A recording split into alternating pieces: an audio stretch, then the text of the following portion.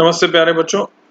Calculus में हम लोग मैक्सिमा मिनिमा डिस्कस कर रहे थे और मैक्सिमा मिनिमा में ये है पार्ट 2, यानी कुछ डिटेल्स जो बाकी रह गई थी तो वो हम डिस्कस कर लेते हैं रिमेनिंग डिटेल्स को मैक्सिमा मिनिमा के पार्ट 2 में।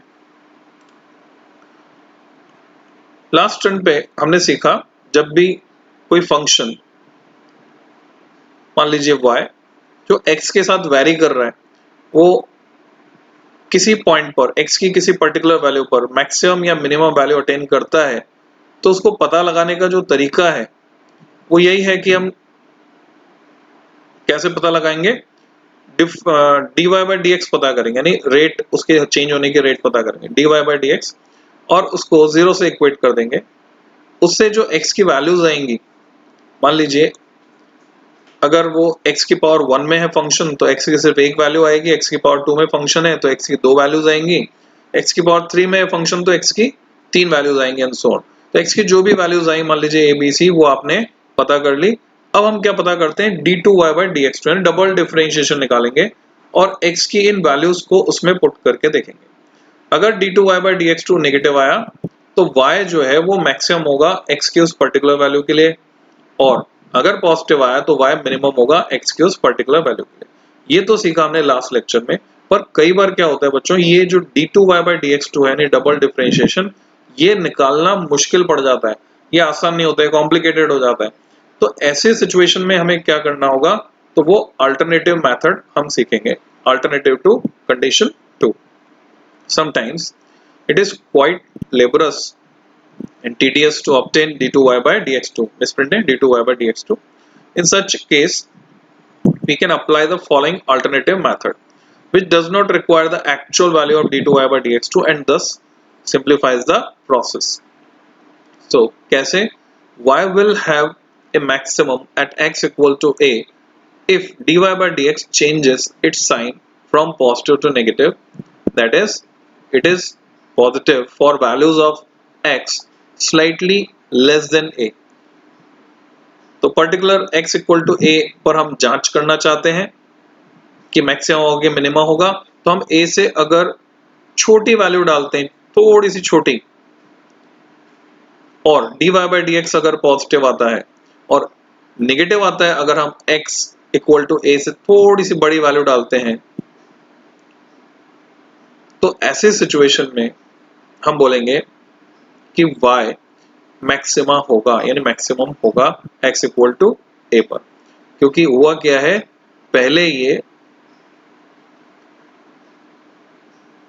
पॉजिटिव से नेगेटिव साइन चेंज कर रहा है, यानी पहले पॉजिटिव था फिर नेगेटिव में साइन चेंज कर रहा है, यानी पहले बढ़ रहा था, बढ़कर पीक पर गया फिर घटना शुरू हो रहा है। तो x इक्वल टू a पर क्या था, मैक्सिमम। जबकि इसका उल्टा होगा तो आप प्रेडिक्ट कर सकते हैं, for a minimum at x equal to b से dy by dx will be negative for values of x slightly less than b and positive for values of x slightly more than b, and we need only note the sign of dy by dx for such values rather than bothering about the actual values. For the test, अगर मान लीजिए ये कोई सा test fail हो जाए तो हम एक और टेस्ट कर सकते हैं, sometimes when we substitute x equal to a which makes dy by dx 0 in d2y by dx2, फिर मिसप्रिंट है d2y by dx2, we find that d2y by dx2 is also 0। अगर वो भी 0 आ गया for this value of x, in such a case the above test 2 which discriminates between maxima and minima fails and hence further investigation is necessary। तो हम क्या करते हैं फिर बच्चों, 3 time differentiation, so we find d3y by dx3 ये पता करते हैं and see if it is 0 for x equal to a। If it is not 0, there will be no maximum or minimum at this point. If however this is also 0, we proceed further and find d4y by dx4 and determine its sign for x equal to a, then y will be maximum or minimum at x equal to a, accordingly d4y by dx4 is negative or positive, यानी process आगे बढ़ा देते हैं। If however d4y by dx4 is also 0, we have to proceed further। तो physics में तो बच्चों ये सब जरूरत नहीं पड़ती है, मैथमेटिक्स में इसकी जरूरत पड़ती है। If the higher derivatives also go on vanishing and if and only if the first derivative which is not 0 is of even order it's sign even order का है. In place of that of d2y by dx2 will determine the nature of turning values for maximum और minimum. तो ये हमने maxima minima की theory को पढ़ा.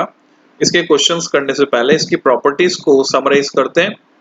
If fx is a continuous function, कोई ब्रेक नहीं है, continuous function, and so जैसे कि sine curve, so its graph is an unbroken curve.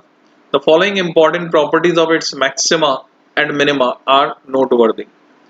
पहली property, the term maximum does not mean the absolutely greatest value of the function, nor minimum means the least value, क्योंकि वो neighbourhood में है, पूरे में नहीं है. Again, there may be a number of maxima and minima, एक से ज्यादा मैक्सिमा और मिनिमा हो सकते हैं. Between two equal values of a function, at least one maximum or one minimum must lie, provided the function is not constant throughout. Maxima and minima occur alternately, that is, between two maxima at least one minima must lie, and between two minima at least one maximum must lie. आप nature को समझ सकते हैं, जैसे sine curve. At a point of maxima or minima, y has a stationary value, that is, it does not change its value. y fix हो जाएगा, constant होगा. In other words, its rate of variation is infinitesimally small there, infinitesimal there. ये word है infinitely small को हम combine करके क्या बोलते हैं, इनफाइनिटेसिमल. पांचवा पॉइंट प्रॉपर्टी में, at all points of maxima और minima the tangent to the graph of the function y equal to fx are parallel to x axis, इसीलिए dy by dx उन सब पॉइंट्स के लिए क्या होगा, 0.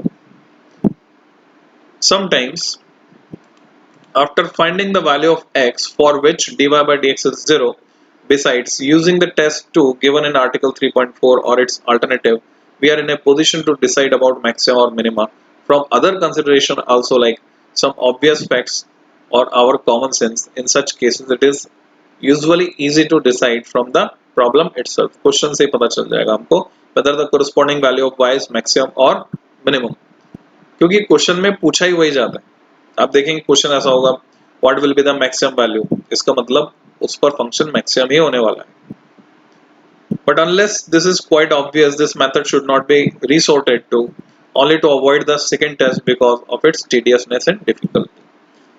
तो बच्चों, ये मैक्सिमा मिनिमा के बारे में हमने जाना. इस लेक्चर में इतना ही. आगे हम डिस्कस करेंगे इस पर बेस्ड क्वेश्चंस, कैसे क्वेश्चंस करने, फिर इंटीग्रेशन भी मैं इसमें डील करूंगा. इंटीग्रेशन के बारे में भी हम सीखेंगे.